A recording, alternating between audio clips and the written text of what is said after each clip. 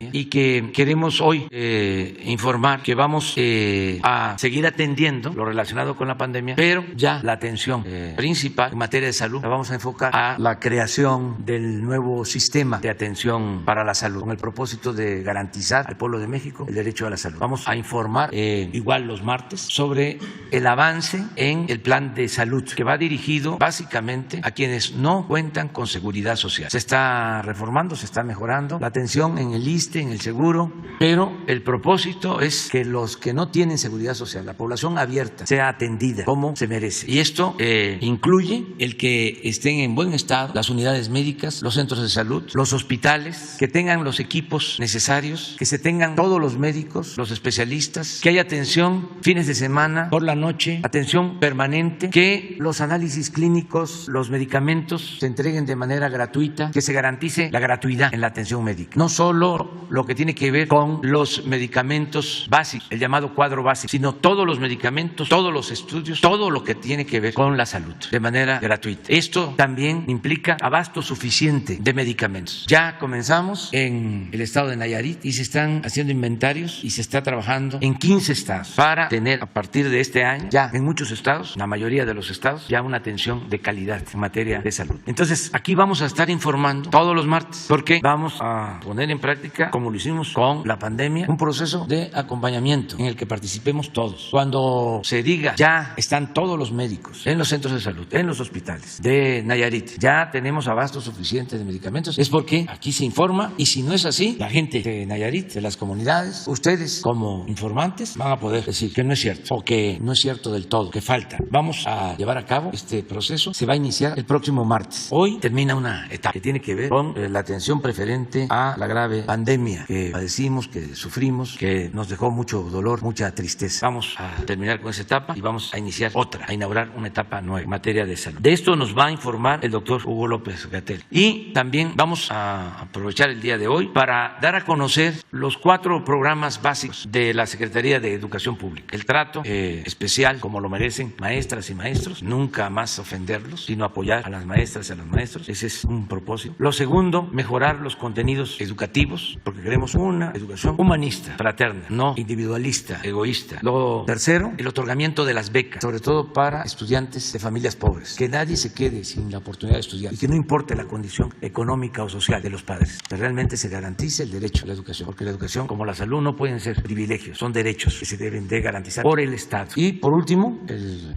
programa, que es la 4ª acción, de la escuela es nuestra, que consiste en entregar presupuesto a cada una de las escuelas para que las sociedades de madres y de padres de familia manejen su presupuesto para el mantenimiento de sus planteles educativos y para lo que consideren que va a ayudar a la educación, con la idea de que la democracia es el gobierno del pueblo, para el pueblo y con el pueblo, y con el propósito también de eliminar la intermediación, que el dinero no tenga que pasar por muchas instancias, por muchas dependencias, sino de manera directa desde la tesorería de la Federación a la sociedad de madres o de padres de familia. Y ellos en asamblea deciden qué hacen con su presupuesto anual para el mantenimiento de las. Sobre todo esto vamos a tratar el día de hoy, y una vez que se concluya, porque vamos a ser breves, abrimos para preguntas y respuestas. Entonces empezamos con el doctor Hugo López. Un gusto, presidente, muchas gracias. Secretaria, secretario, compañeros, muy buenos días tengan todas y todos ustedes. Vamos a hacer una especie de recuento final sobre lo que ocurrió en la epidemia para destacar las características fundamentales de cómo lo experimentamos en el país y sobre todo también tener una perspectiva de lo que ocurrió en otros países para tener una noción clara de cómo se presentó en México y en parte cómo fue la respuesta. Tenemos la información gráfica. Esta es nuestra curva epidémica de agregación semanal, muy conocida ya por todos ustedes, y lo que vemos es que característicamente en México se presentaron estas 4 olas o 4 ciclos o 4 picos epidémicos. En otras regiones del mundo llegaron a ser 5, 6 o 7. Esto no tiene mayor implicación que la situación de que en cada una de estas oleadas epidémicas hubo una situación de estrés, una situación, por supuesto, de preocupación, pero también de reto para el Sistema Nacional de Salud para poder enfrentar el problema. Esto lo hemos dicho muchas veces, es un hecho conocido y constatado y constatable por todas y todos los mexicanos. Arrancamos la epidemia con un sistema de salud que estaba en ruinas, producto de un desmantelamiento progresivo a lo largo de los últimos 30 o 40 años. Por eso fue crucial arrancar con la posibilidad de reducir la velocidad de contagios con medidas extremas, que en su momento en México le llamamos la Jornada Nacional de Sana Distancia. Esto lo que nos permitió y esos fueron siempre los objetivos técnicos, fue reducir la transmisión, hacer más lenta la propagación territorial de la epidemia y con ello ganar tiempo para poder poner en funcionamiento unidades especiales COVID conforme fuimos haciendo la reconversión hospitalaria. Como se puede ver en el perfil de la epidemia, el perfil está representado por esta imagen.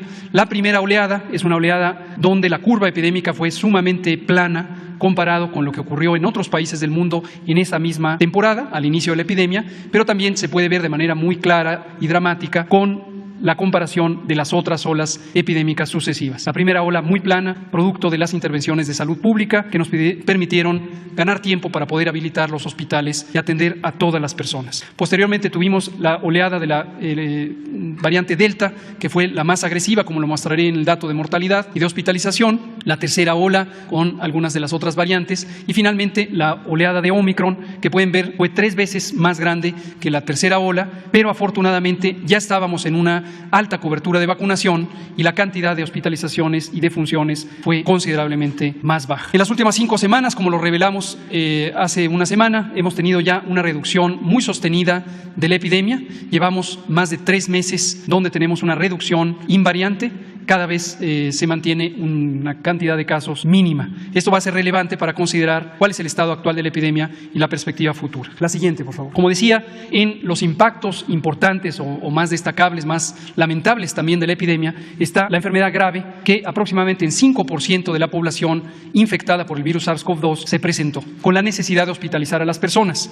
Y ahí vemos el mismo perfil, 4 oleadas, pero en contraste con los casos, vemos que una vez que empezamos a vacunar, en las olas 3 y 4 tuvimos una cantidad, una proporción de personas hospitalizadas sustancialmente menor a lo que ocurrió al inicio de la epidemia. En la sombra de color claro que se ven estas dos gráficas, la de arriba camas generales, la de abajo camas de terapia intensiva, vemos la capacidad hospitalaria que mantuvimos en todo momento y que logramos con la reconversión en las primeras 6 semanas de la epidemia. Vean ustedes en el extremo izquierdo de las gráficas cómo teníamos una muy limitada capacidad hospitalaria, pero en 6 semanas logramos montar esa capacidad y la sostuvimos a lo largo de toda la epidemia, teniendo prácticamente el doble de camas de lo que en su momento fue necesario utilizar para atender a las personas. En este momento se ha mantenido también muy estable la reducción de la hospitalización, 3% de ocupación en camas generales, 1% en camas de terapia intensiva y en algunas entidades federativas ya varios días consecutivos con ninguna ocupación de las unidades de cuidados críticos COVID. Esto lo que nos permite es identificar también una estabilidad en este impacto tan importante. Y finalmente, respecto al perfil de la epidemia, la mortalidad, la situación más delicada, más lamentable de cualquier enfermedad es la pérdida de la vida. Y lo que vemos también es esta característica de que una vez que empezamos a vacunar, logramos llegar a la tercera y sobre todo a la cuarta ola con una población fundamentalmente protegida de los desenlaces que puede proteger la vacuna contra COVID en cualquiera de sus variantes o marcas. Y lo que vemos es que tuvimos una reducción también de la mortalidad que se ha mantenido en estas últimas 3 meses, ha reducido 10 veces la mortalidad y se mantiene ya en cifras mínimas. Siempre decimos que quede muy claro, aunque fuera una sería muy lamentable, pero en términos epidemiológicos es una reducción muy sustancial. 4 defunciones en promedio diario en las últimas semanas. Al final de los cierres semanales llegamos a 8, pero entre 4 y 8 el número de defunciones diarias en promedio. Vamos entonces ahora a ver la vacunación. La vacunación, como se sabe, se presentó un programa, una estrategia desde diciembre, el 8 de diciembre de 2020. Iniciamos la vacunación en 2021, en 2020 de hecho, el día de Nochebuena, el 24 de diciembre, y no hemos parado de vacunar, como se ve en esta gráfica, que tiene una línea continua diagonal, en donde es el ritmo que hemos mantenido la vacunación a lo largo de todo este tiempo. Hemos puesto ya casi 200 millones de dosis en 85.8 millones de personas. Esto es tan solo para el esquema primario. Y esto nos ha permitido llegar, la siguiente por favor, a una cobertura general de 87% de la población elegible, de 14 años en adelante. Y para la población adulta, de 90%. Esto permite alcanzar un grado de inmunidad poblacional muy alto, que es precisamente lo que permite tener una lenta propagación, pero además una protección muy importante contra los desenlaces graves. Por su parte, iniciamos iniciamos los refuerzos hace ya varios meses y hoy tenemos los operativos especiales en el mes de abril para alcanzar una cobertura óptima también de los refuerzos en todas las personas que recibieron el esquema primario de 1 o 2 dosis. Y seguimos llamando a la población a que aproveche este mes de abril para lograr vacunarse si es que no lo ha hecho o no ha recibido el refuerzo. Hasta el momento 56% de cobertura en los refuerzos, esto es 45.7 millones de personas que ya han sido vacunadas con el esquema de refuerzo. Y en el operativo abril, si contabilizamos lo que hemos puesto desde el inicio del mes de abril, son 6.3 millones de dosis, principalmente de refuerzo. 500,000 todavía fueron dosis del esquema primario, personas que no se habían vacunado, pero ya fueron vacunadas, y 5.8 millones en el esquema de refuerzo. Ya para terminar, hacemos un anuncio de abrimos el registro para la vacunación universal de niñas y niños de 12 años en adelante. El registro estará abierto a partir de este próximo jueves, 28 de abril, y se trata de que no solamente niñas y niños con comorbilidades, como lo hemos venido haciendo desde hace 4 meses y medio, sino también todos los niñas y niños sanos de 12 años en adelante ya van a ser disponibles las vacunas para que las reciban. Cobertura universal a partir de los 12 años. Lo penúltimo que quiero comentar son 2 elementos. ¿Cuál fue el impacto general en México? Como lo fue en cualquier otra parte del mundo, un impacto muy lamentable. Nunca es deseable una pandemia, nunca se sale victorioso o satisfecho de haber vivido una pandemia. Lo importante es haber tenido la decisión, la capacidad y la claridad para actuar de manera inmediata y oportuna, haber reducido los impactos de una epidemia que es inevitable para el mundo entero, la más grande epidemia en los últimos 100 años y que afectó a toda la población del mundo, a todos los 7,000 millones de habitantes del mundo. Y en cada país establecimos las acciones necesarias para reducir estos impactos. Primero, como ya dijimos repetidamente, reducir la transmisión, aplanar la curva y lograr tener la capacidad de respuesta. Segundo, haber atendido a todas las personas que lo necesitaron en las unidades hospitalarias. Tercero, cuando apareció, porque se logró desarrollar la vacuna, haberla aplicado y estuvimos entre los primeros 10 países del mundo que empezaron a vacunar a su población. Y hemos logrado, como dije, ya una cobertura muy grande. Esto se refleja en los impactos que los podemos ver en esta tabla que aquí hemos presentado también repetidamente sobre la comparación con todos los países del mundo. En esta tabla aparecen los primeros 30 en orden de mortalidad, cuántas defunciones ocurrieron por millón de habitantes, y podemos ver que de los primeros 30, México quedó hasta el momento en el lugar 28 dentro de esos primeros 30. ¿Y con qué nos estamos comparando? Con los países que aparecen en esta tabla, y ustedes pueden ver en la región, si la hacemos un poquito más grande, por favor, en la región de América, hay varios países que desafortunadamente tuvieron estos impactos más grandes. Perú, por ejemplo, podemos ver también Brasil, desde luego, un segundo país más poblado de la región. Vemos también otros países en la región europea que tuvieron impactos más grandes. Chile en lugar número 16, Estados Unidos en el lugar número 17 de mortalidad, Armenia, Argentina dentro de la región, Colombia dentro de la región, Trinidad y Tobago también en nuestro continente, en otras regiones Bélgica, Italia, Grecia, Paraguay en nuestro continente, Reino Unido de Gran Bretaña en la región europea, y entonces vemos ya a México y posteriormente Rusia, Ucrania como los países dentro de este primer bloque de 30. Esto lo dejamos claro, como lo hemos repetido muchas veces, nunca es deseable tener ni una sola defunción, pero también consideramos que es importante que la población tenga claridad de cómo contendió México y cuáles fueron los resultados. Se propagó durante una parte muy larga de la epidemia una mentira construida de que éramos el país con la 4ª mortalidad más grande del mundo. Eso ya se redujo, ya solo algunos columnistas de cuando en cuando insisten en esta mentira que fue una fabricación. Los datos objetivos, accesibles a todo el mundo, están ahí para mostrar. Y vemos ahora sí la última diapositiva. La Organización Mundial de la Salud analiza ya desde hace varias semanas cuáles pueden ser las perspectivas de esta epidemia. ¿Cuándo ya podemos decir que ya no estamos en un estado epidémico? En algún momento tenemos que decidirlo y tiene que ser con bases científicas, con bases técnicas. Esto es importante porque COVID-19, el virus SARS-CoV-2, no se va a ir de la humanidad como no se ha ido casi ninguno de los virus respiratorios que han causado epidemias, incluida la influenza. Y tenemos que transitar ya del estado epidémico que nos mantiene con una serie de medidas especiales que afectan a múltiples aspectos del bienestar social de las personas, de las comunidades, de los pueblos, de los países, a un estado de vivir con el virus en sus características. Este estado técnicamente le llamamos estado epidémico, al estado agudo, y al estado prolongado le llamamos estado endémico, es decir, ya vivir con el virus. Para los virus respiratorios, característicamente, hay fluctuaciones, hay cambios. Durante la temporada de calor bajan los contagios, durante las temporadas de frío suben los contagios. Influenza es el modelo más característico y es muy probable que COVID-19 empiece a comportarse de esa manera. Con verano veranos de baja transmisión y otoños, inviernos de transmisión más importante. Pero así viviremos. En la medida en que tengamos una alta inmunidad de la población, los impactos serán menores. La Organización Mundial de la Salud analiza algunos criterios y los comentamos aquí. Son estos 4 criterios que permitirían identificar la posibilidad de reconocer el fin del estado epidémico. Y vemos en corchetes en esta misma imagen cuál es la situación actual de México, que es la que acabo de comentar. El primer criterio es una alta capacidad de respuesta. Nosotros mantuvimos el doble de camas disponibles en todo momento y ahora tenemos una ocupación menor al 2% promedio de las unidades COVID. Tenemos una alta capacidad de respuesta. Alta cobertura de vacunación. En población adulta hemos logrado 90%, en promedio tenemos 87% para la población elegible. Alta cobertura de vacunación, alta inmunidad poblacional. Muy pocos fallecidos, ya dijimos, en promedio menos de 4 diarios y muy pocos casos reconocibles, menos de 300 diarios en todo el país. Entonces, con base en estos criterios, aunque todavía están por formalizarse por parte de la OMS, podemos identificar que en México estamos ya cerrando el ciclo epidémico y transitando a el estado endémico. Y por tanto, y esto es lo último que comento, como acaba de decir el presidente, el pulso de la salud también cambia de fase. En su momento cerramos las conferencias vespertinas como una necesidad de información diaria. Hoy estamos cerrando esta información con ciclos en la conferencia matutina. Publicaremos el boletín informativo ya con periodicidad semanal y, por supuesto, el trabajo detrás de la cortina sigue vigente. Las unidades de salud pública del país nos mantenemos activos para vigilar el curso de esta y cualquier otra epidemia y cualquier situación relevante. Muchas gracias.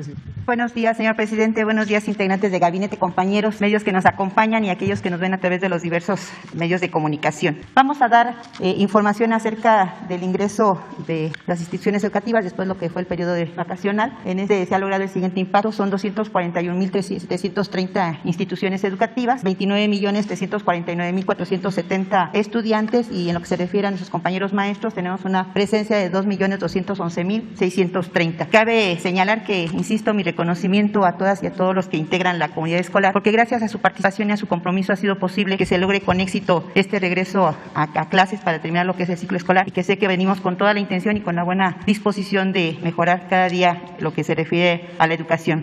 Además, esta mañana también presentaremos algunos de los avances en materia de educación que la Secretaría de Educación Pública realiza para favorecer a todas y todos los integrantes del sistema educativo nacional. Partimos de que la nueva escuela mexicana no puede ser estática. Su dinamismo requiere de un nuevo paradigma en donde el reordenamiento que llevamos a cabo es producto precisamente del diagnóstico, del consenso y de los acuerdos entre los diferentes protagonistas del sector educativo. Aquí los puntos que vamos a tratar, como ya decía nuestro señor presidente, es precisamente los 4 factores, que es la atención con respeto y justicia a quienes son la parte fundamental, que son los maestros. Y esto se ha dado en esta administración partiendo desde lo que es lo laboral, que ahorita los compañeros van a comentar sobre basificaciones, así como también la atención que tuvieron en el proceso de vacunación. Recordemos que fue el tercer sector que fue como prioritario dentro de esta administración, así como también el profesionalismo y la consideración en todas las toma de decisiones que se están generando en los cambios que hablamos del currículum. Segundo factor, que es actualizar los contenidos de libros de texto. Les comentaba, no solamente los docentes han participado y a los quienes les agradezco y a las autoridades educativas, sino también ha habido compañeros académicos,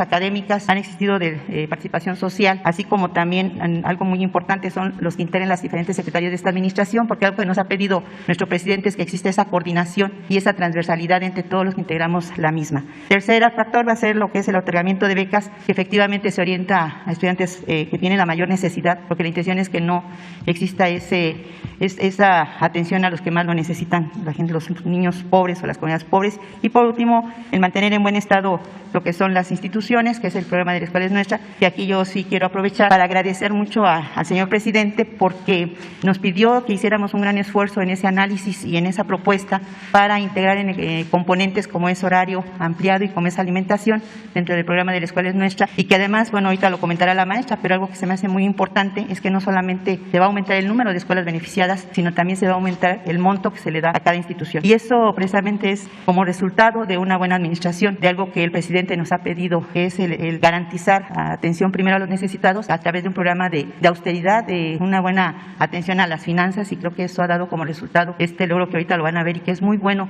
para nuestras escuelas, sobre todo para nuestros niños. Gracias, señor presidente, por ese esfuerzo y bueno, le pido a los compañeros ya procedan a dar su información. Muchas gracias. Buenos días a todas y todos, señor presidente, señora secretaria, señor secretario. En sus 4 ejes transversales en materia de política educativa. Ya lo mencionó el señor presidente, la propia secretaria, las condiciones laborales del magisterio.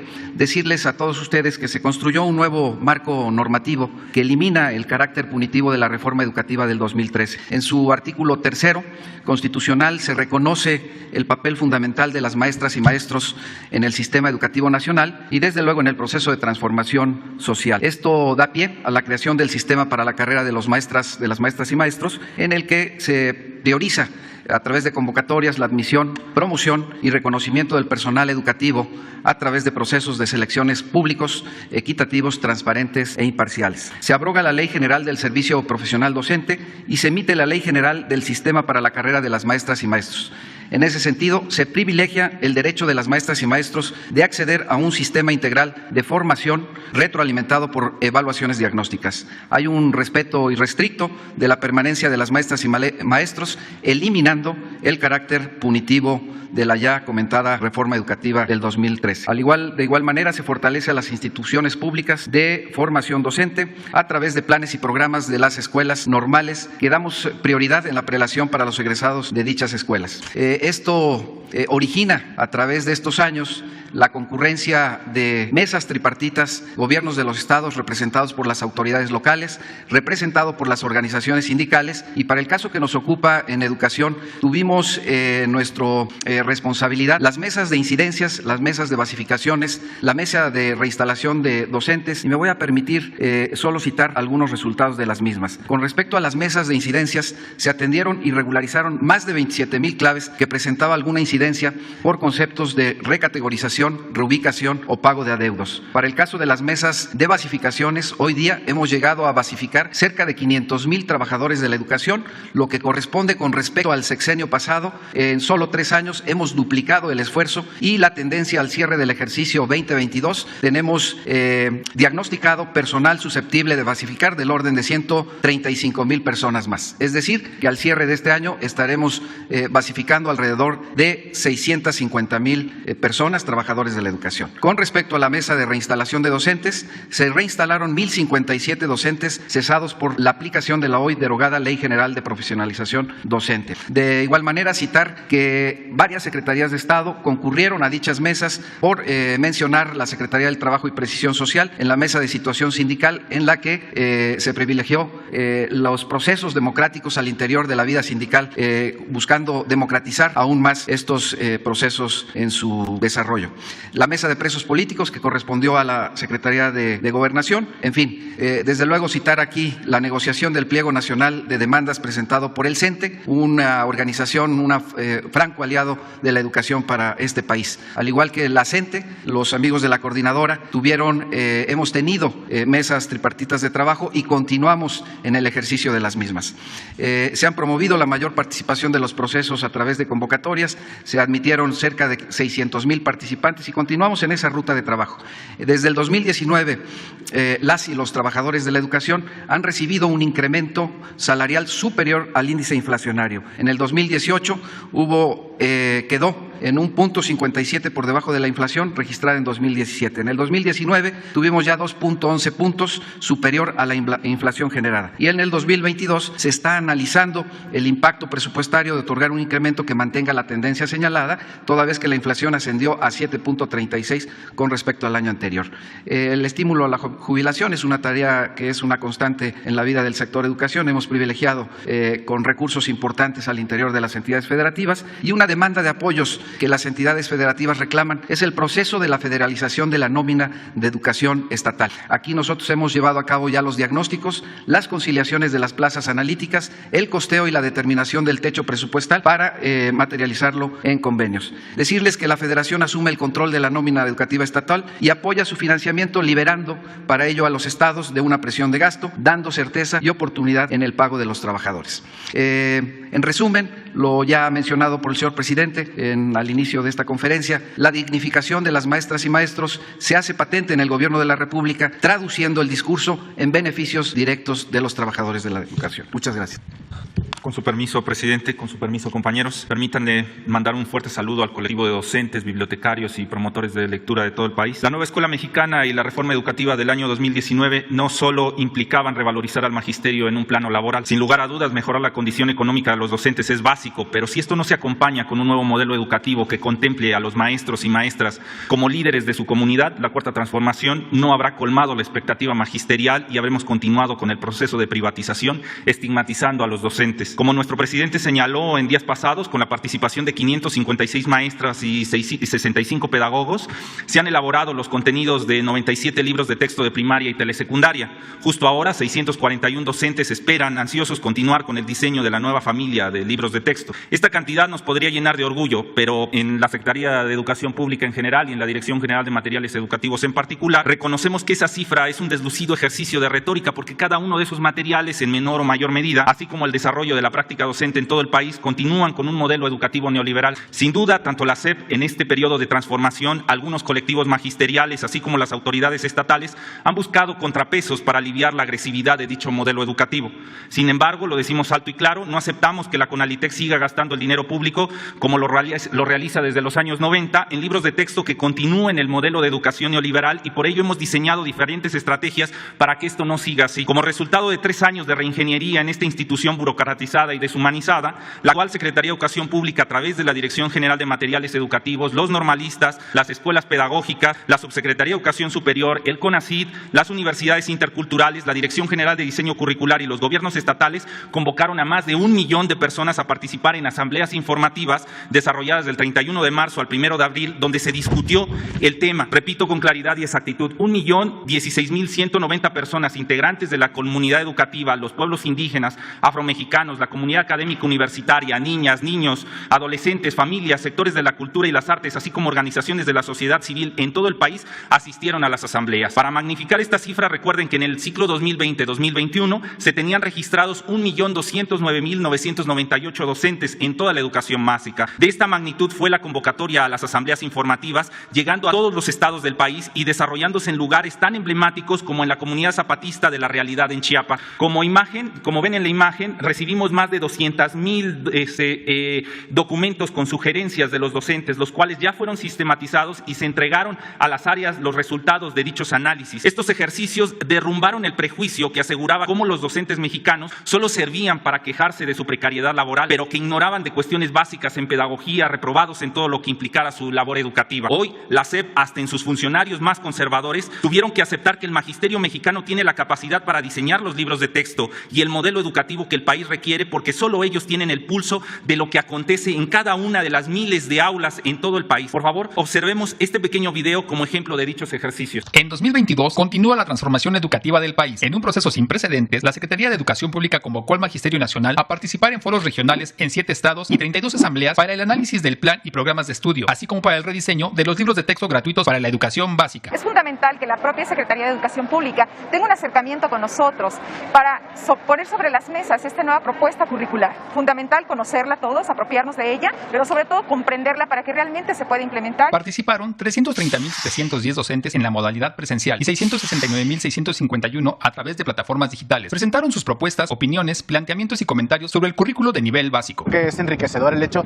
de estar con diversos actores de la vida educativa y que entre todos estemos construyendo este nuevo modelo educativo. Del total de participaciones, 39% correspondieron al plan y programas de estudio, 31 a valoraciones generales del magisterio, 21 a integración de modelo curricular y 9 al rediseño de los libros de texto gratuitos. ¿Qué es lo que se habla en cuanto a las orientaciones didácticas, entre los diálogos? Reconocer educación inicial como parte, como eje medular de la educación básica, realmente es un gran logro. Para robustecer este proceso, se realizaron 5 diálogos temáticos para la construcción de la propuesta curricular de la educación básica, en el que participaron 15.829 representantes de los distintos sectores sociales. Esta fase se desarrolló con el acompañamiento de la comunidad académica, pueblos indígenas y afromexicanos, niñas, niños, adolescentes y sus familias, sector cultural e integrantes de organizaciones de la sociedad civil. Los docentes, por primera vez en la historia, son parte de la construcción curricular. Demostraron que su experiencia, liderazgo, formación, capacidad y compromiso con su labor están al servicio de niñas, niños, adolescentes y jóvenes. Gracias. Con tu participación logramos la transformación educativa del país. Muchas gracias, docentes de todo el país. Termino.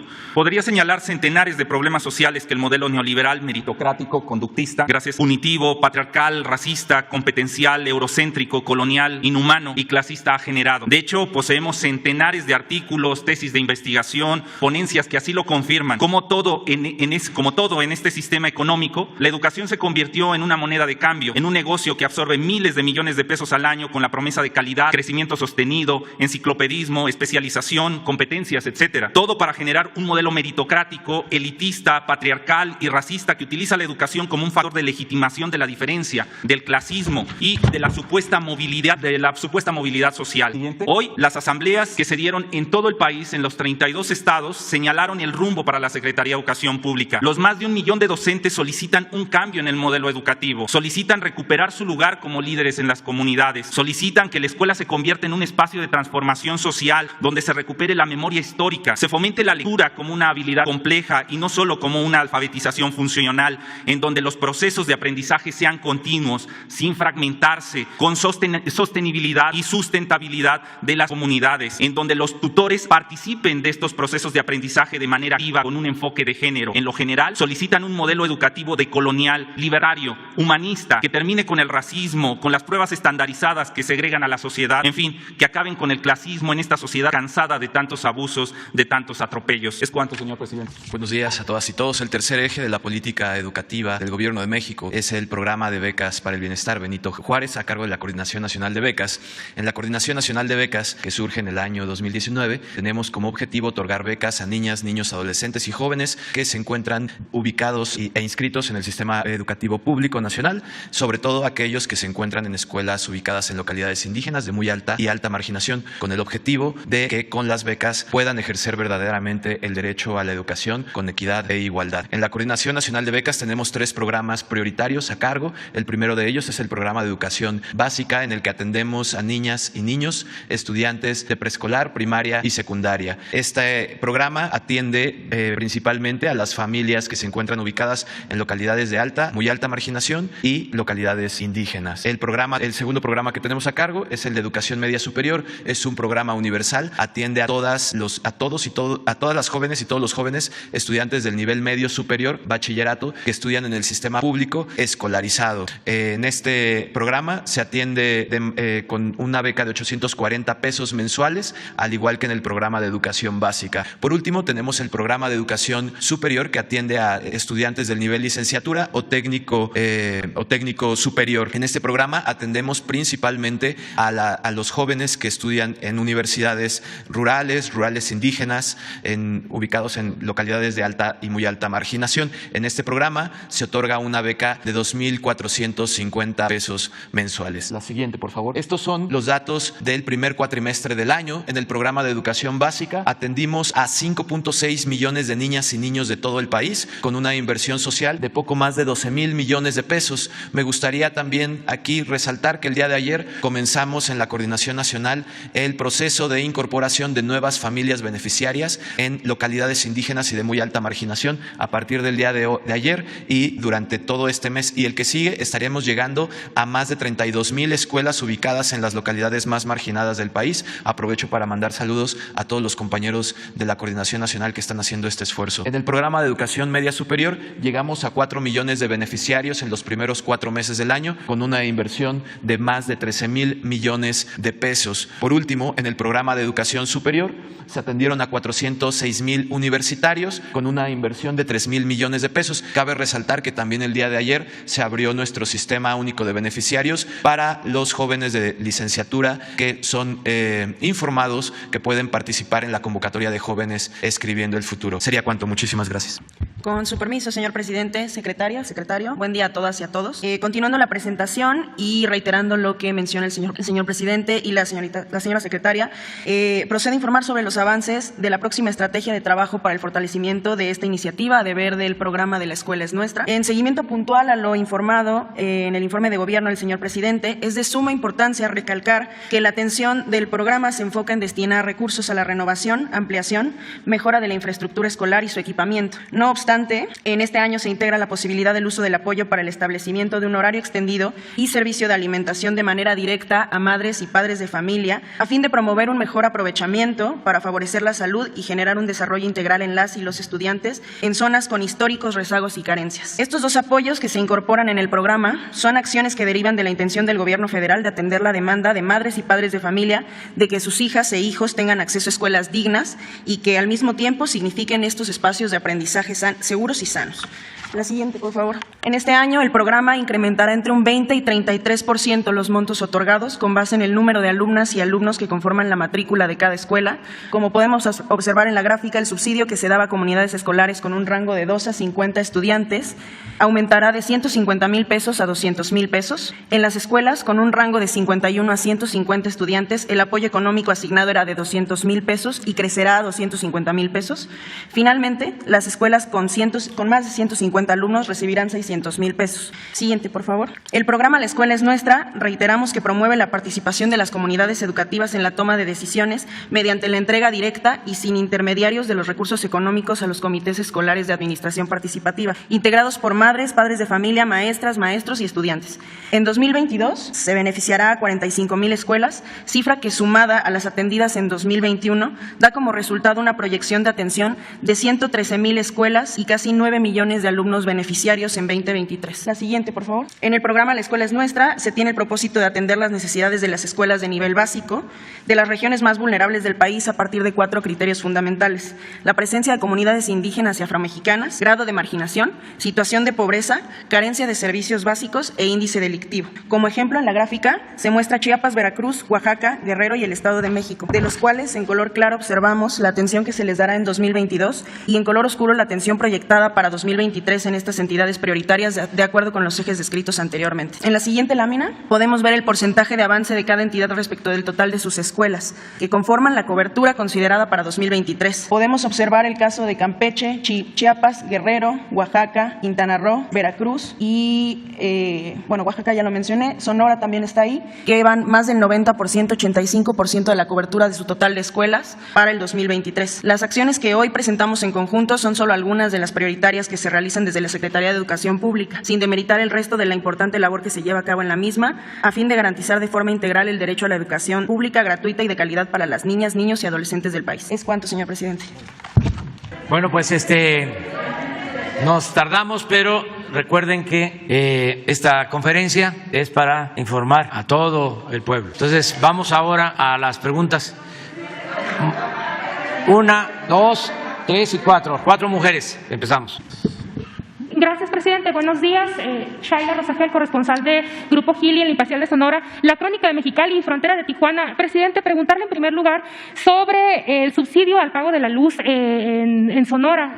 Preguntarle si se va a dar este subsidio que aplica del 1 de mayo al 31 de octubre por las altas temperaturas, que cada año se va renovando. El gobernador Alfonso Durazo anunció que ya está gestionando este subsidio ante la CFE, y preguntarle qué se requiere o cómo se podría hacer para que este subsidio no quedara sujeto a renovación anual, sino que ya fuera permanente en estas temporadas donde pues sí sube bastante el consumo en Sonora. Bueno, tenemos el compromiso, esto aplica para todo el país, de no aumentar el precio de la luz, para decirlo con claridad. No va a aumentar en términos reales el precio de la luz. No ha aumentado ni va a aumentar el precio de la luz. Por eso la importancia de la defensa de la Comisión Federal de Electricidad. Por eso la importancia de poner un hasta aquí a la privatización de la industria eléctrica. Gracias a la participación de la gente, a la conciencia de nuestro pueblo, estamos recuperando la Comisión Federal de Electricidad. Y esto nos ayuda mucho porque no es la mano invisible del mercado la que fija los precios, sino aquí un Estado con dimensión social es el que decide sobre los precios de la luz en este caso. Entonces, en general, no va a haber aumento de precios en términos reales en la luz. De todas maneras, de todas formas, no desperdiciemos este recurso que se obtiene con mucho esfuerzo y también que se logra a partir de extraer bienes, en algunos casos no renovables, de nuestra madre naturaleza. Entonces, cuidemos este recurso, ahorra un poco, apaga un foco. No hay que ser insensibles, insensatos, hay que tener conciencia sobre esto. Desde nuestros padres se la pasaban apagando la luz. Entonces, eso hay que tenerlo muy presente. En el caso particular de Sonora, continúa el apoyo, es decir, el subsidio, para que no haya aumento en esta temporada de calor en Sonora y en otros estados del país. Y vamos a buscar la manera de que quede ya establecido por escrito para que esté quien esté en el gobierno, ya no haya necesidad de estos acuerdos especiales que autoriza la Secretaría de Hacienda. Pero vamos a analizarlo para ver qué podemos hacer. ¿Se podría pensar en ampliarlo, por ejemplo, para abril? Por ejemplo, esta temporada ha habido 43 grados centígrados y hay gente que no tiene dinero para pagar el recibo tan caro, entonces se aguanta y está con el abanico, ¿no? Y está esperando mayo. Pero bueno, preguntarle esto, presidente. Vamos a ver cómo estamos, porque tenemos que cuidar el presupuesto que es de todos, que a todos llegue, que beneficie a todos y no endeudar a nuestro país. Acuérdense también, porque son lecciones, la deuda de uno, la deuda de las personas, se cancelan cuando uno se muere. No, mi patrimonio principal son mis libros, los voy a heredar, ya están destinados a usarse, ¿no? Con un propósito. Y las deudas, que no tengo deudas económicas, afortunadamente, por las pocas que pueda tener, pues ya mi fallecimiento ya se cancela, no las va a tener que pagar Beatriz ni los hijos. Pero las deudas de los gobiernos, esas no se cancelan. Termina un gobierno y continúa la deuda, se heredan. Entonces, por eso tenemos que ser muy responsables para no heredar deudas. O sea, no hacer lo que se hizo en el periodo neoliberal, ¿no? Que nos dejaron deudas como el FOAPROA, porque en su momento se decidió rescatar a los de mero arriba, a los machuchones, convertir las deudas privadas de unos cuantos en deuda pública. Y esa deuda pues todavía se tiene, hay que estarla pagando, llevamos años pagándola, pagando intereses, porque todavía se debe el monto que originalmente se contrajo, alrededor de 1 billón de pesos, aunque se han pagado también de intereses una cantidad similar, otro billón. ¿Qué significa esto? Que del presupuesto público, que es dinero de todos, hay que utilizar cada año 40, 50 mil millones para pagar intereses de esa deuda. Entonces, por eso es muy importante la disciplina financiera y administrar bien, y en la medida que podamos, desde luego que se va a seguir ayudando. Gracias, presidente. Este mecanismo que buscarían para que no dependiera de cada año de estarse renovando los acuerdos, ¿cuándo se daría a conocer o cuándo se trabajaría? Tú lo estás planteando, nosotros retomamos tu propuesta y seguramente el secretario de Hacienda ya lo está escuchando o va a tener la información. Lo mismo el director de la Comisión Federal de Electricidad, y nos van a presentar una propuesta. Y cuando tengamos esa propuesta la damos a conocer. Es para asegurar hacia el futuro, porque mientras estemos nosotros, el compromiso y lo más importante es la palabra, el cumplir con la palabra empeñada. El compromiso es que no va a aumentar el precio de la luz y que va a continuar el apoyo en el caso de Sonora y otros estados. Gracias, presidente. Gracias, presidente. En una segunda pregunta, en Baja California se acaba de retirar ya el cubrebocas, queda obligatorio en tanto en lugares abiertos como encerrados. Yo sé que la Federación pues nunca ha hecho obligatorio el uso de cubrebocas, sin embargo, pues cada estado ha tomado sus decisiones, ¿no? Ahorita con todo lo que han comentado de la pandemia, del estado de la pandemia, ya que se está transitando a un estado endémico, ¿cuál sería la recomendación? Aquí en la Ciudad de México todavía piden obligatorio el cubrebocas en lugares cerrados, en tiendas, restaurantes, nada más se lo pueden quitar para comer. Aquí mismo no tendremos el cubrebocas. Entonces, ¿cuál sería la recomendación de salud? Pues esto, a ver si Hugo lo puede explicar. Ya lo ha varias veces en esta etapa. Exacto. Sí, muchas gracias, Shaila Rosagel. Efectivamente lo hemos comentado varias veces, pero con mucho gusto lo volvemos a explicar. El cubrebocas es una medida para reducir transmisión, riesgos de transmisión. Hemos dicho desde el inicio de la pandemia, lo reiteramos, es poco efectivo para protegerse a uno mismo, sirve para reducir transmisión. En la medida en que una gran cantidad de personas lo utilicemos, desde luego se reduce la transmisión. En este momento estamos ya en una fase de mínima transmisión en México y en muchos otros países, afortunadamente. Por cierto, es la primera vez que el conjunto del mundo se sincroniza en una etapa de reducción. En otras ocasiones una región subía mientras otra bajaba sus contagios. Ahora el mundo entero está prácticamente todo en una etapa de reducción. Esto lo que nos permite respecto al cubrebocas y otras medidas es considerar que la necesidad extrema de utilizarlo ya no es tan notoria como lo fue en los periodos muy activos de la epidemia. Eso ha motivado que algunos gobiernos estatales que en su momento decidieron establecerlo como una medida obligatoria, hoy se ven en la necesidad de declarar que se retira la obligatoriedad. El gobierno federal de México desde el inicio lo planteó como una medida basada en el convencimiento, basada en la promoción de la salud, no como una medida obligatoria, porque la lógica de todas nuestras intervenciones, ese es otro elemento destacable y casi exclusivo de México, nuestras intervenciones intervenciones no van dirigidas a obligar a las personas. Lo dijimos, las razones era, no queríamos fomentar actos de autoritarismo, sobre todo en un país que tiene una historia de autoritarismo. Entonces, las medidas técnicamente fueron diseñadas para obligar a las administraciones de los espacios públicos o privados, el cierre de empresas, el cierre temporal de empresas, el cierre de espacios físicos, etcétera. No a las personas. Las personas son sujetos de la solución en la medida en que se convencen de ser parte de la solución, pero no se les obliga. Entonces, no vamos a declarar el fin de la obligatoriedad del cubrebocas porque nunca lo declaramos obligatorio, pero lo que sí podemos decir es, en este momento ya no es imprescindible el uso del cubrebocas. De que puede ser útil usarlo en espacios cerrados, desde luego, quien lo tenga tendrá menor probabilidad de transmitir. El espacio cerrado sería, por el momento, el último elemento donde se necesita utilizar. El espacio abierto, desde hace varias semanas dijimos, es aún menos necesario utilizar. Aprovecho para comentar dos cosas que omití hace rato. El propio semáforo de riesgo COVID, que tradicionalmente nos sirvió de instrumento para identificar el riesgo de transmisión en las entidades federativas, ya lleva 4 sesiones consecutivas de 15 días en donde se mantiene en verde. La proyección que tenemos es que todavía se va a mantener en verde seguramente por un buen tiempo. Quizá rumbo al invierno haya un repunte de contagios. Con tanta protección por la vacuna no será así para las defunciones o la hospitalización. Entonces también hemos decidido que el semáforo de riesgo ya no se emitirá. El del primero, que está vigente, termina el 1 de mayo, ya no lo emitiremos. Y lo segundo es el lineamiento de seguridad sanitaria en los campos de trabajo que emitimos cuando entramos a la fase de nueva normalidad, que contempla una serie de indicaciones. También va a emitirse una nueva versión. Quitamos varias cosas que fueron definitivamente de muy poca utilidad, como los tapetes sanitizantes, los túneles, etcétera, que siempre recomendamos no utilizar. Y ahí está también algunas recomendaciones sobre el cubrebocas en este mismo sentido.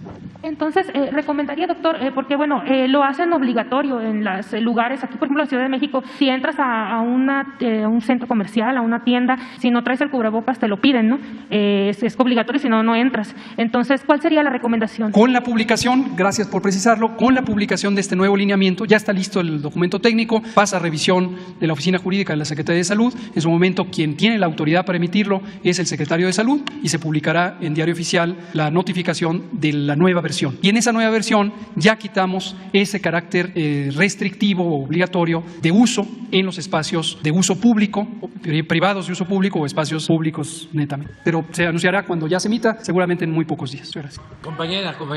Gracias, presidente. Dalila Escobar, de Atiempo.tv. Pues primero preguntarle sobre este asunto de lo del tramo 5 del Tren Maya y del Sélvame del Tren. Ayer, bueno, pues ya se había dicho que se había cancelado y había dado usted las razones, sin embargo, vinieron los ambientalistas y de hecho, bueno, pues Eugenio Derbez lo que publicó fue que no había faltado por capricho, sino por una cuestión laboral y que si usted quería una fotografía con él, pues se lo hubiera dicho. Así fue como lo comentó el comediante. También parte de lo que dijeron los ambientalistas es que sigue existiendo, ellos consideran que existe un riesgo latente de que pudiera incluso caerse el Tren Maya en este tramo porque, bueno, pues aseguran que no hay los estudios necesarios para pues determinar que es un suelo seguro, por decirlo de alguna manera, y justo donde se trasladó el nuevo trazo es donde pudiera haber este riesgo. También acusaron que en el ejido, que sale de hecho en el video de Jacinto Pat, hubo la entrega de 150 millones de pesos y una vez que hubo eso, los habitantes cambiaron de opinión. Fue parte de lo que estos ambientalistas mencionaron ayer. ¿Qué les responde? Sobre todo si tomaría en cuenta la consideración de poner una nueva fecha tal vez para reunirse y aclarar esos puntos que ellos mencionan. Pues son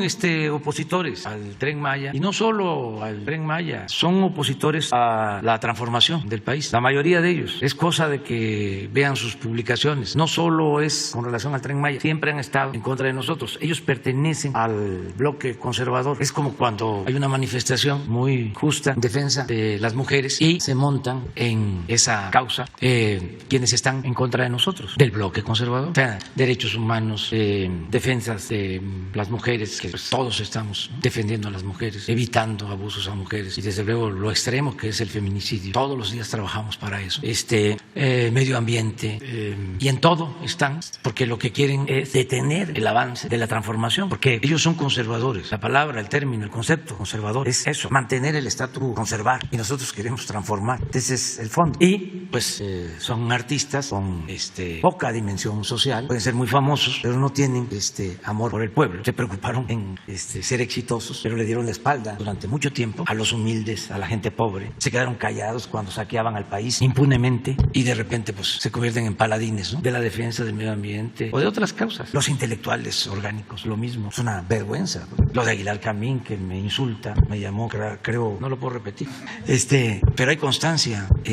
Pues chumela cada rato. Ayer, la señora Denise Dresser. Eso sí, ponlo, está interesante para que vean el nivel, lo que está originando este movimiento. Porque yo estoy seguro que mucha gente tenía una idea distinta de la señora Dresser, como tenía una idea distinta de Aguilar Camín, o de Krause, o de Chumel, o de Loret de Mola. Pero ahora, como son tiempos de definiciones, pues muchos están mostrando el cobre. Y yo estoy seguro que quienes eran simpatizantes de la señora, sí, ya los niños están en la escuela, entonces lo podemos decir. Y además es para que vean el nivel. Trump exigió y AMLO entregó. Trump amenazó y AMLO cedió. Trump demandó militarizar la frontera y AMLO cumplió. Trump impuso condiciones y AMLO cedió soberanía. Todo esto es falso, pero no es eso. El tema es esto. En pocas palabras, y citando el lenguaje de la 4T, Trump se la metió doblada. Eso es. ¿Qué explicación? Debería de ofrecer una disculpa pública por la vulgaridad. Una cosa es tener diferencias, ¿no?, de adversarios. Yo ni siquiera hablo de enemigos porque no tengo ni quiero tenerlos. Tengo adversarios y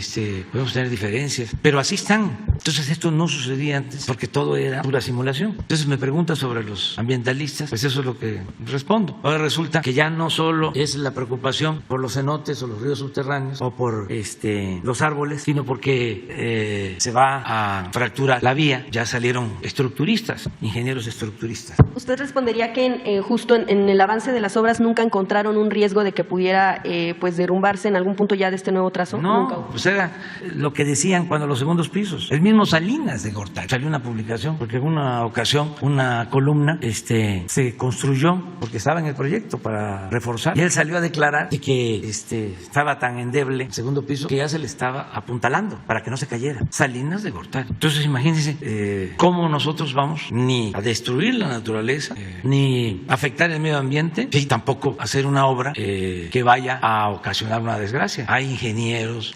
especialistas, no solo los coordinadores del proyecto, las empresas tienen ingenieros especialistas. Ya en el informe que se presentó se da a conocer cuántos biólogos están trabajando en el proyecto, cuántos arqueólogos. ¿Tienes el dato? ¿Por qué no lo pones? ¿Van a dar a conocer las manifestaciones de impacto ambiental? Sí, todo.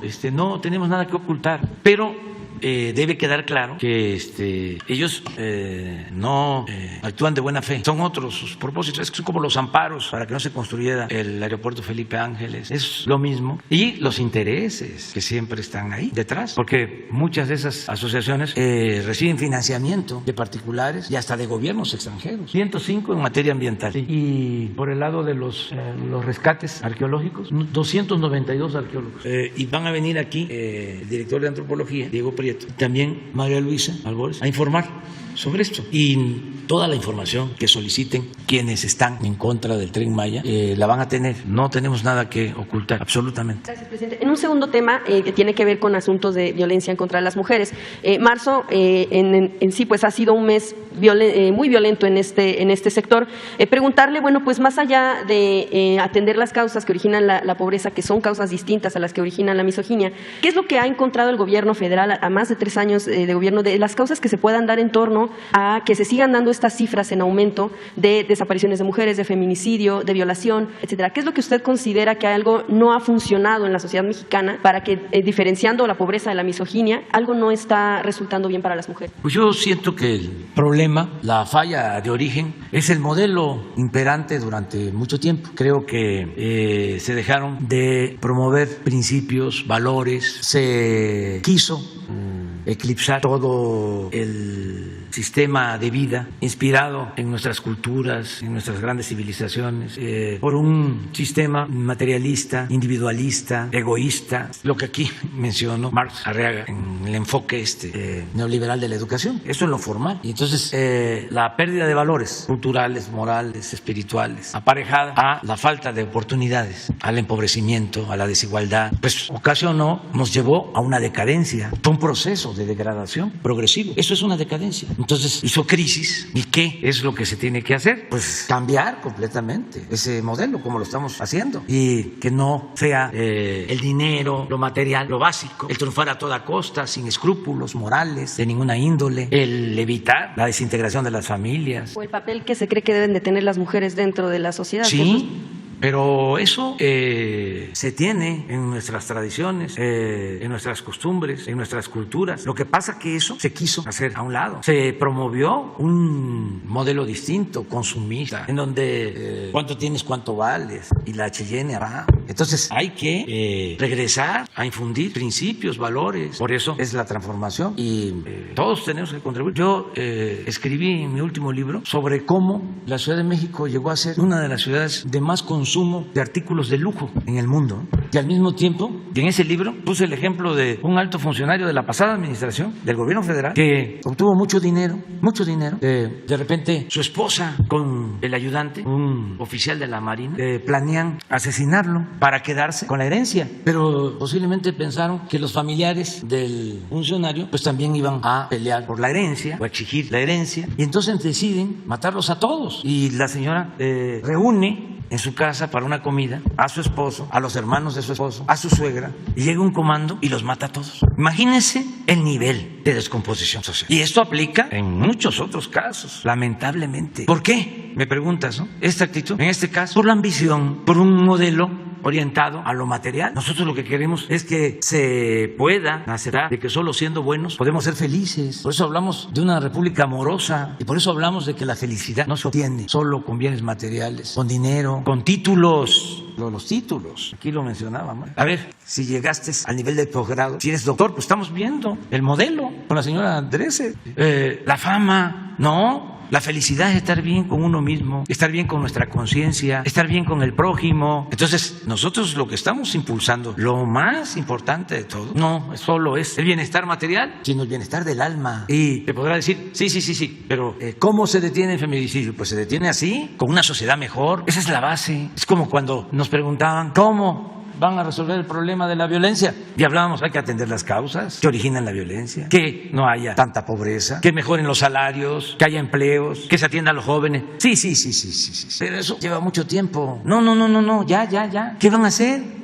Porque esa era la excusa. No se atendían las causas porque llevaba mucho tiempo. Si nosotros no hubiésemos iniciado con los programas de bienestar, pues estaría peor la situación de inseguridad y de violencia. Aún cuando no hay corrupción y no hay impunidad para nadie y el que comete un delito es castigado. Pero aún con eso, lo que ha ayudado más es la atención al pueblo. En el tema de la atención, en el asunto también de violencia y desapariciones, las madres buscadoras, al menos, hay muchos estados, pero también, por ejemplo, en el caso de Sonora, han insistido en poder reunirse con usted. Si bien es cierto que pudieran ser en algunos momentos atendidos por la Secretaría de Gobernación, la Subsecretaría de Derechos Humanos, lo que ellas dicen es, y lo que usted planteaba con otros grupos, temas ambientalistas, demás, del contacto directo, de qué tiene que aprenderle el Estado a estas mujeres que ellas mismas han tenido que salir a buscar a sus hijos y los han encontrado, hijos, hijas, si usted les daría en algún momento audiencia, porque cuando va a Sonora a veces, bueno, pues lo vemos también pues atendiendo asuntos de béisbol, que es un asunto que usted menciona que es atender las causas para los jóvenes. No voy a eso, pero nada también, más, o sea, ya, ahí sí te pasaste. No, pero o sea, no, pero me refiero a que si en algún momento usted le pudiera dar una atención, una audiencia a las madres buscadoras cuando va a Sonora, al menos. Sí, pero voy a Sonora, a los pueblos ya, voy a Yécora, voy a ver a los guarijíos, voy a ver a los edis, voy a Cananea, o sea, porque no se puede simplificar, ¿no?, a ese extremo que lo estás haciendo,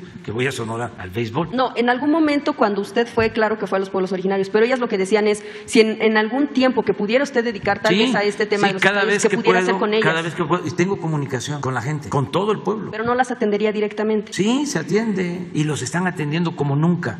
Nunca se había atendido tanto a quienes sufren por la desaparición de sus seres queridos. Toda la Secretaría de Gobernación, que antes se dedicaba a reprimir, ahora se dedica a proteger y a defender los derechos humanos. Pero es muy difícil que yo convenza a los conservadores, a los fifís y a los que estaban acostumbrados a medrar al amparo del poder público, porque ya no hay eso. Antes a todas las asociaciones se les daba dinero, no se resolvía el problema, no se atendían las causas, sino era que nadie hablara, era un sistema de control y de manipulación. Pero bueno, tampoco me puedo quejar, porque afortunadamente hay muchísimas personas, millones de mexicanos conscientes y nos están dando su apoyo y nos respaldan. Otros no, pues estamos viendo, pero es una élite de conservadores sectores de reaccionarios que tienen diferencias con nosotros, no solo por cuestiones económicas. Podría entender que, para no dejar de hablar de este personaje, lo de Mola, pues sí, las diferencias tienen que ver con lo económico. Oiga, presidente, porque, permíteme, pues, por eso sus departamentos. Otros casos es por su conservadurismo, no solo es lo económico. En el caso de la señora Dresser no es un asunto económico, no, es que es muy conservadora, reaccionaria, y le molesta lo nuestro.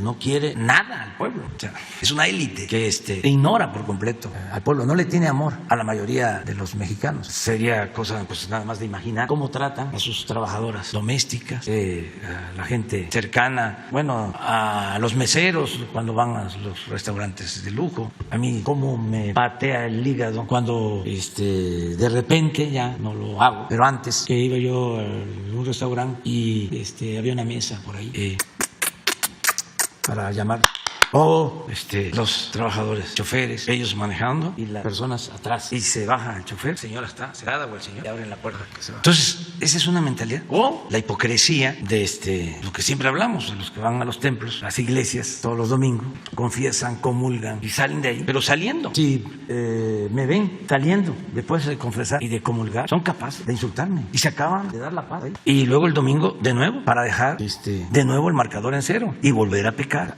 Pecar socialmente, o sea, es olvidar los mandamientos. O sea, eso es una gran hipocresía. Pero bueno, no tenemos, repito, que quejarnos porque estamos viviendo un momento estelar en la historia de México. Nada más aprovechando que está aquí la Secretaría de Educación Pública, el tema de la suspensión de las reglas de operación del tema justo de la escuela es nuestra, que en todo caso estaría pues permitiendo que siga la escuela de tiempo completo. Han dicho que se dan los recursos de manera directa, pero en este caso se estaría más bien obligando a que se tengan recursos específicamente para lo que es escuelas de tiempo completo. ¿O cómo se va a tomar esta suspensión que emitió una jueza apenas hace un mes? Pues ya lo explicaron. Lo que era la llamada escuela de tiempo completo, que no funcionaba adecuadamente porque los recursos no llegaban de manera directa, al grado de que el año pasado, que las escuelas estaban cerradas, nos estaban pidiendo el presupuesto. Y se supone que era para pagar a maestros que estaban más tiempo impartiendo clases o para darle de comer a las niñas y a los niños. Y las escuelas estaban cerradas, porque fue un acuerdo arriba. Es un poco lo de las estancias infantiles. Es el mismo programa que en este esquema neoliberal privatizador daban concesiones al que tenía una palanca para recibir un dinero del gobierno y albergar o cuidar en una llamada estancia infantil a niños y a niñas sin seguridad. El modelo lamentable, triste, de la guardería ABC, la privatización de estas estancias infantiles. Entonces, ¿qué dijimos? Le vamos a entregar a las madres estos apoyos y que ellas decidan qué hacer directo. Y así lo hemos hecho. Pero los opositores nuestros, pues, que eran los que impulsaban esto, que se inconformaron. Bueno, lo de la escuela de tiempo completo es parecido. Entonces, ¿qué es lo que ahora se está haciendo? Para empezar, teóricamente se beneficiaba a 26,000 escuelas de tiempo completo. El año pasado, solo la escuela nuestra fueron más de 60,000, o sea, 3 veces más. Y ahora van a ser 45,000 más. Vamos a llegar este año a 105, a 110,000 planteles. Originalmente hablaron de que la escuela de tiempo completo iba a ser para las comunidades y para los pueblos y para las colonias donde se necesitara que se quedaran los niños porque las madres iban a trabajar. Resulta de que no estaban la mayoría de las escuelas en las comunidades, los pueblos más pobres, sino donde había más influencia del gobierno y de las organizaciones sindicales. Entonces, ¿qué se está ahora haciendo? Ahora se va a dar más recursos a las sociedades de madres y padres de familia y ellos van a decidir si quieren pagarle a los maestros y que ellos estén pendientes de que vayan los maestros más tiempo, y lo mismo en el caso de los alimentos. Ya está, ya lo explicó en una lámina. A ver, en la primera lámina de la escuela es nuestra. No, la primera, esta, horario extendido y servicio de alimentación. Bueno.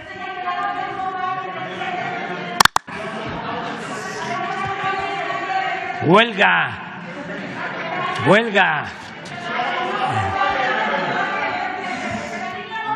Para mañana. Quedaron ustedes dos.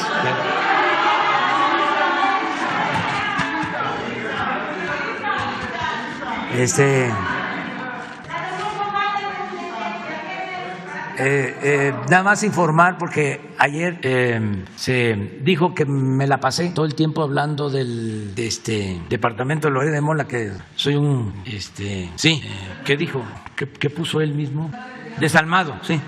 que no había hablado del caso de las mujeres que estaban perdiendo la vida. Nada más informarles que estamos atendiendo lo de la joven que perdió la vida y se está aclarando sobre las causas en Nuevo León. El gobernador aceptó, desde que lo planteé aquí, que un equipo del gobierno federal participara en el proceso de investigación y ya se está haciendo, y cuando tengamos nosotros más información se va a dar a conocer aquí con ustedes, pero nada más que sepan que ya nosotros tenemos conocimiento y estamos participando, desde luego respetuosos de las instancias judiciales del Estado, porque esto es un asunto que corresponde al gobierno de Nuevo León. Es ayudar, porque en otros casos, con investigaciones del equipo de la Secretaría de Seguridad Pública Federal, en colaboración con la Secretaría de Defensa, de Marina, hemos logrado aclarar muchas cosas.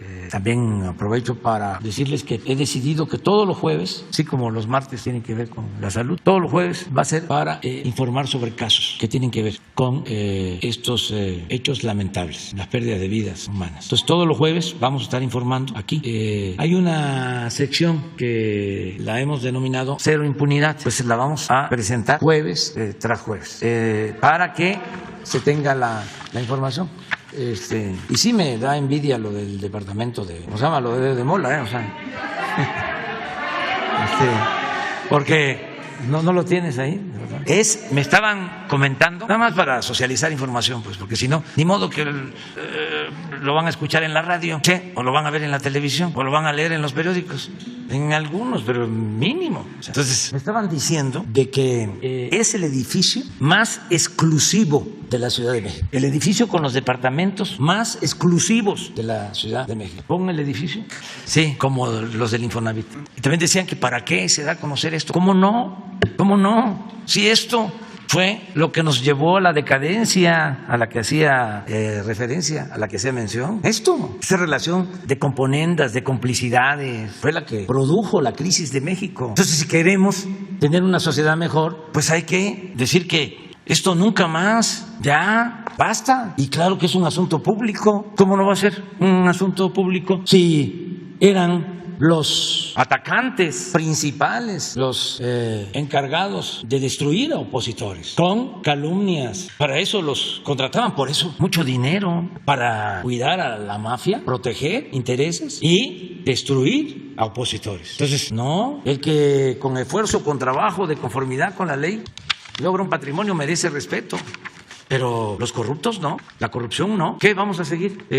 Considerando que son rateros nada más los que se roban una bolsa en el mercado, los que se roban los cilindros de gas en las casas, claro, también son rateros. Y estos no van a perder su respetabilidad. Y luego el sistema, no se dé a conocer porque le afecta. Sí. Entonces el servidor público sí puede y debe mostrar todos sus bienes, y ellos que pertenecen a un poder paralelo, un poder económico, un poder político, no, tienen además el privilegio del anonimato. No, ya, la vida pública cada vez más pública. Y transparencia. La regla de oro de la democracia es la transparencia. Y ojalá y otros también vengan a conocer cuánto tienen todos. Y ahora que un señor inversionista famoso, Moss, sí, compró Twitter, ojalá y lo limpien, que lo limpien de la corrupción que hay ahí, de manipulación con bots, con robots, la compra de publicidad sin transparencia, que se acabe la manipulación y que no haya censura para tener medios de información alternativos y que todos tengamos posibilidad de comunicarnos. Pues muy bien, nos vemos mañana.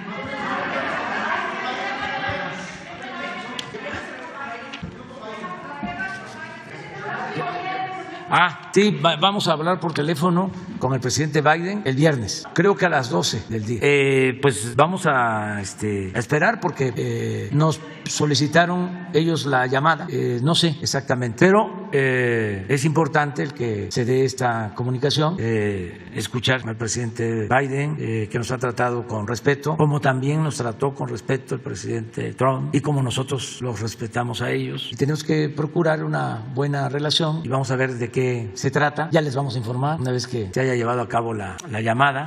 Lo cierto es que no sé cuál es el propósito. Creo que es una llamada para compartir puntos de vista y creo que esto ayuda mucho. Puede ser en tema migratorio, puede ser lo que está sucediendo en Rusia con Ucrania, puede ser lo de la Cumbre de las Américas. Hay varios asuntos que estamos tratando juntos o que cada quien tiene su opinión, pero nos escuchamos y nos respetamos. Entonces, el viernes ya les decimos qué se trató. Muchas gracias.